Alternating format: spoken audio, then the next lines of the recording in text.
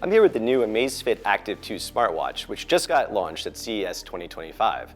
It comes in two varieties, one for $129, the other for $99, and it will start shipping in the beginning of February with pre-orders available right now.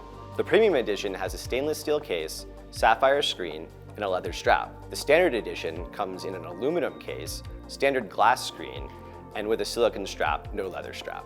The biggest change compared to the original Active smartwatch is the case is now a circle instead of a rectangle.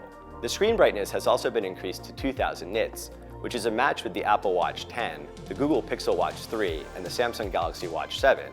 Now those watches all cost considerably more than the Amazfit Active 2, so I think that's a pretty good bargain. Another new feature I'm seriously impressed by is the ability to download and save offline maps with turn-by-turn directions. As someone who really likes to hike and get out into the outdoors, it's a really useful tool, especially again on a watch at this price point.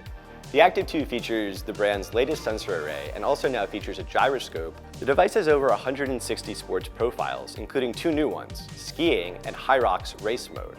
Amazfit also went ahead and updated the sleep and heart rate algorithms for better accuracy.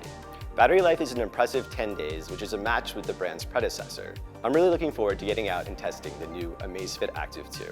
For more on the Amazfit Active 2, head to tomsguide.com or give us a follow on all major social media platforms.